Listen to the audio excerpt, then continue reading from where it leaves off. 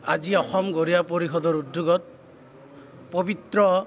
হাজো পোৱা মক্কা দৰগাহ শৰীফত পাকিস্তানৰ বিৰুদ্ধে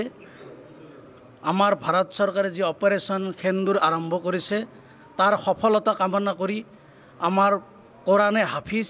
আৰু মৌলানাসকলে কোৰাণ খতম দিয়ে যাতে আমাৰ দেশৰ মংগল কামনা কৰি পাকিস্তান যাতে পৰাজিত হয় আমাৰ দেশৰ সেনা বাহিনীক সকলোক যাতে আল্লাহ শক্তি প্ৰদান কৰে সেই মহান উদ্দেশ্যৰে আমাৰ শ্ৰদ্ধাৰ কোৰাণ হাফিজ আৰু মৌলানাসকলে আজি এই পবিত্ৰ দৰগাহ শৰীফ খতম কৰে কোৰাণ খতম পাঠ কৰে যাতে আমাৰ দেশৰ মংগল তথা এই যি সন্ত্ৰাসবাদী পাকিস্তান সন্ত্ৰাসবাদী দেশখন যাতে নিৰ্মূল হৈ যায় আৰু আমি এই চেগুতে ভাৰত চৰকাৰৰ আমি ধন্যবাদ জ্ঞাপন কৰিছোঁ যাতে তেওঁলোকে কম সময়ৰ ভিতৰত আজি এই পদক্ষেপ লৈ কিনে অপাৰেশ্যন সেন্দুৰ পদক্ষেপ হাতত লৈ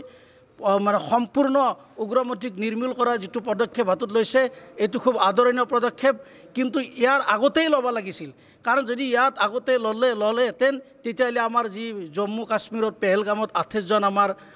ভাৰতীয় লোক শ্বহীদ নহ'লহেঁতেন আৰু আমাৰ আজি তাত আজি লোকসকল মাইকীসকল বিধৱা নহ'লেহেঁতেন কাৰণ পাকিস্তানে বাৰে বাৰে ভাৰতক ৰঙা চকু দেখুৱাই থাকে এইবাৰ যাতে ভৱিষ্যতে তেওঁলোকে এনে কোনো আমাৰ এক ইঞ্চি মানে চাহি মানুহ যাতে আমাক ভাৰতক অন্যায় কৰাৰ যাতে সাহস গোটাব নোৱাৰে তাৰ কাৰণে ভাৰত চৰকাৰে সকলো পদক্ষেপ হাতত লৈ পাকিস্তানক টচ টচ কৰি দিব লাগে কাৰণ ইছলামৰ অৰ্থ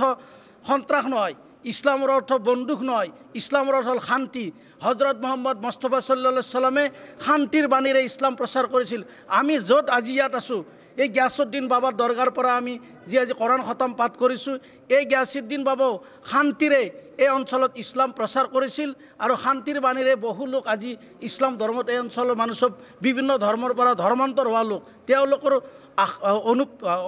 অনুপ্ৰেৰণাত প্ৰেৰিত হৈ বহু মানুহ ইছলাম ধৰ্ম গ্ৰহণ কৰিছিল যে পাকিস্তান হ'ল উগ্ৰপন্থীৰ ফেক্টৰী তেওঁলোকে ইছলামৰ নামত কলংক তেওঁলোকে সন্ত্ৰাসবাদী জন্ম দি গোটাই ইছলাম ধৰ্মটোকে কলংকিত কৰিছে আমি এই চেগুতে ভাৰত চৰকাৰৰ আহ্বান জনাইছোঁ ভাৰতবৰ্ষৰ সকলো মুছলমান ভাৰত চৰকাৰৰ লগত আছে প্ৰধানমন্ত্ৰী নৰেন্দ্ৰ মোদী ডাঙৰীয়াৰ লগত আছে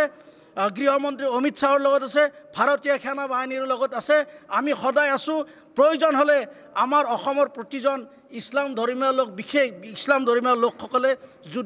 যুদ্ধত অংশগ্ৰহণ কৰাৰ কাৰণে প্ৰস্তুত হৈ আছে আজি অসম গৰিয়া পৰিষদৰ উদ্যোগত পবিত্ৰ হাজো পোৱা মক্কা দৰগাহ শৰীফত পাকিস্তানৰ বিৰুদ্ধে আমাৰ ভাৰত চৰকাৰে যি অপাৰেশ্যন সেন্দুৰ আৰম্ভ কৰিছে তাৰ সফলতা কামনা কৰি আমাৰ কোৰাণে হাফিজ আৰু মৌলানাসকলে কোৰাণ খতম দিয়ে যাতে আমাৰ দেশৰ মংগল কামনা কৰি পাকিস্তান যাতে পৰাজিত হয় আমাৰ দেশৰ সেনা বাহিনীক সকলোক যাতে আল্লাহ শক্তি প্ৰদান কৰে সেই মহান উদ্দেশ্যৰে আমাৰ শ্ৰদ্ধাৰ কোৰাণ হাফিজ আৰু মৌলানাসকলে আজি এই পবিত্ৰ দৰগাহ শৰীফ খতম কৰে কোৰাণ খতম পাঠ কৰে যাতে আমাৰ দেশৰ মংগল তথা এই যি সন্ত্ৰাসবাদী পাকিস্তান সন্ত্ৰাসবাদী দেশখন যাতে নিৰ্মূল হৈ যায় আৰু আমি এই চেগুতে ভাৰত চৰকাৰৰ আমি ধন্যবাদ জ্ঞাপন কৰিছোঁ যাতে তেওঁলোকে কম সময়ৰ ভিতৰত আজি এই পদক্ষেপ লৈ কিনে অপাৰেশ্যন সেন্দুৰ পদক্ষেপ হাতত লৈ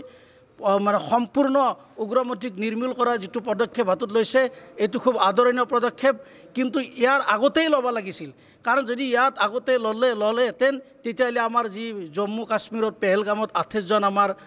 ভাৰতীয় লোক শ্বহীদ নহ'লহেঁতেন আৰু আমাৰ আজি তাত আজি লোকসকল মাইকীসকল বিধৱা নহ'লেহেঁতেন কাৰণ পাকিস্তানে বাৰে বাৰে ভাৰতক ৰঙা চকু দেখুৱাই থাকে এইবাৰ যাতে ভৱিষ্যতে তেওঁলোকে এনে কোনো আমাৰ এক ইঞ্চি মানে চাহি মানুহ যাতে আমাক ভাৰতক অন্যায় কৰাৰ যাতে সাহস গোটাব নোৱাৰে তাৰ কাৰণে ভাৰত চৰকাৰে সকলো পদক্ষেপ হাতত লৈ পাকিস্তানক টচ টচ কৰি দিব লাগে কাৰণ ইছলামৰ অৰ্থ সন্ত্ৰাস নহয় ইছলামৰ অৰ্থ বন্দুক নহয় ইছলামৰ অৰ্থ হ'ল শান্তি হজৰত মহম্মদ মুস্তাফা সাল্লাল্লাহু আলাইহি সাল্লামে শান্তিৰ বাণীৰে ইছলাম প্ৰচাৰ কৰিছিল আমি য'ত আজি ইয়াত আছোঁ এই গিয়াছুদ্দিন বাবাৰ দৰগাৰ পৰা আমি যি আজি কোৰাণ খতম পাঠ কৰিছোঁ এই গিয়াছুদ্দিন বাবাও শান্তিৰে এই অঞ্চলত ইছলাম প্ৰচাৰ কৰিছিল আৰু শান্তিৰ বাণীৰে বহু লোক আজি ইছলাম ধৰ্মত এই অঞ্চলৰ মানুহ চব বিভিন্ন ধৰ্মৰ পৰা ধৰ্মান্তৰ হোৱা লোক তেওঁলোকৰ অনুপ্ৰেৰণাত প্ৰেৰিত হৈ বহু মানুহ ইছলাম ধৰ্ম গ্ৰহণ কৰিছিল যে পাকিস্তান হ'ল উগ্ৰপন্থীৰ ফেক্টৰী তেওঁলোকে ইছলামৰ নামত কলংক তেওঁলোকে সন্ত্ৰাসবাদী জন্ম দি গোটেই ইছলাম ধৰ্মটোকে কলংকিত কৰিছে আমি এই চেগতে ভাৰত চৰকাৰৰ আহ্বান জনাইছোঁ ভাৰতবৰ্ষৰ সকলো মুছলমান ভাৰত চৰকাৰৰ লগত আছে প্ৰধানমন্ত্ৰী নৰেন্দ্ৰ মোদী ডাঙৰীয়াৰ লগত আছে গৃহমন্ত্ৰী অমিত শ্বাহৰ লগত আছে ভাৰতীয় সেনা বাহিনীৰ লগত আছে আমি সদায় আছোঁ প্ৰয়োজন হ'লে আমাৰ অসমৰ প্ৰতিজন ইছলাম ধৰ্মীয় লোক বিশেষ ইছলাম ধৰ্মীয় লোকসকলে যুদ্ধত অংশগ্ৰহণ কৰাৰ কাৰণে প্ৰস্তুত হৈ আছে